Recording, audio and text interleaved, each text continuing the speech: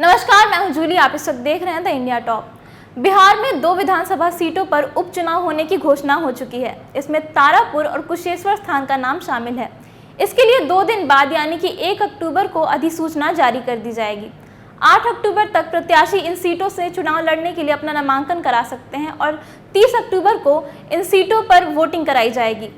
आपको बता दें कि ये दोनों सीटें ही जदयू की परंपरागत सीट रही है। साल 2010 से ही जदयू इन दोनों सीटों पर जीत हासिल करती रही है। तारापुर से जदयू के विधायक मेवालाल चौधरी की मृत्यु के बाद यहां पर उपचुनाव होने वाले हैं, लेकिन अभी तक जदयू ने अपने उम्मीदवारों की घोषणा नहीं की है। आपको बता दें कि एनडीए की तरफ से इस बार भी जदयू ही इन दोनों सीटों पर दावेदारी करने वाली है और तारापुर में 2 उम्मीदवारों के नाम को लेकर काफी चर्चा हो रही है। पहला नाम है राजीव कुमार सिंह का, दूसरा नाम है निर्मल सिंह।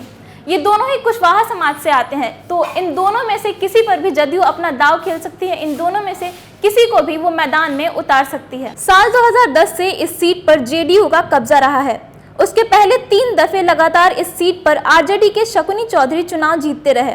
साल 2010 में नीति चौधरी ने जेडीयू की टिकट पर जीत हासिल की और शकुनी चौधरी को चुनाव में मात दे दी। 2015 की विधानसभा चुनाव में भी शकुनी चौधरी को नीता चौधरी के पति मेवालाल चौधरी ने मात दी।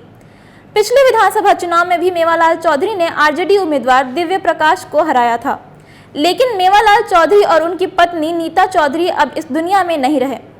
इन दोनों के निधन के बाद जेडीयू को यहां नए चेहरे की तलाश है। कुशवाहा बहुल इस सीट पर वोट का समीकरण जेडीयू के पक्ष में रहा है, लेकिन सबसे बड़ी चुनौती ये है कि उपचुनाव में कैसे कुशवाहा के साथ साथ दूसरी जातियों का वोट भी जोड़कर जीत हासिल की जाए।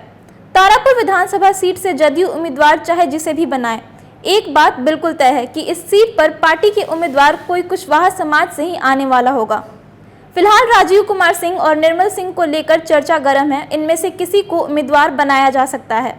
राजीव कुमार सिंह को जेडीयू पहले भी इस सीट से उम्मीदवार बना चुकी है। राजीव कुमार सिंह 2005 में हुए दोनों विधानसभा चुनाव में यहां लड़े, लेकिन शकुनी चौधरी को मात नहीं दे पाए। राजीव कुमार सिंह को इस जदयू का वरिष्ठ नेता बताया जाता है, अनुभवी चेहरा बताया जाता है। वहीं निर्मल सिंह को नया चेहरा बताया जा रहा है। हालांकि निर्मल सिंह भी 1.5 दशक से जदयू में है और उन्होंने जदयू छोड़कर और किसी पार्टी के साथ राजनीति नहीं की है। जबकि राजीव कुमार सिंह की बात करें तो उन्होंने दूसरे राजनीतिक दलों के साथ भी राजनीति की है, लेकिन उनका सफर निर्मल सिंह से ज्यादा लंबा रहा है। निर्मल सिंह को लेकर एक खास बात यह भी है कि कुछ दिन पहले ही उनकी पत्नी ने पंचायत चुनाव में मुखिया के सीट पर जीत हासिल की थी।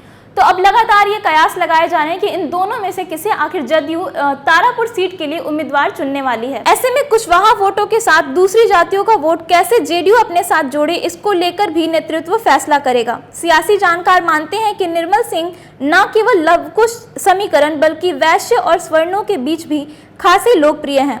उधर राजीव कुमार सिंह की मजबूत कड़ी है कि उनके लिए नीतीश सरकार में शामिल जेडीयू के कई मंत्री लॉबिंग कर रहे हैं। निर्मल सिंह को जेडीयू अध्यक्ष ललन सिंह का करीबी माना जाता है।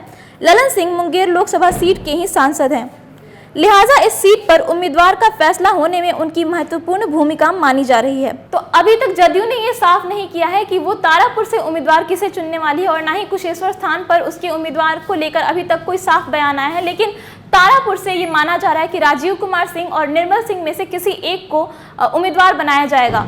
आपको एक बार फिर से बता दें कि ये दोनों ही कुशवाहा समाज से आते हैं, तो अब ये देखना है कि कुशवाहा समाज के साथ साथ दूसरे जातियों का वोट जदयू अपने पक्ष में कैसे करती है। खबरें ऐसी और भी हैं जो हम आप तक पहुंचा रहे हैं। अगर आप उन खबरों को देखना चाहते हैं तो हमारे चैनल को सब्सक्राइब कर लें।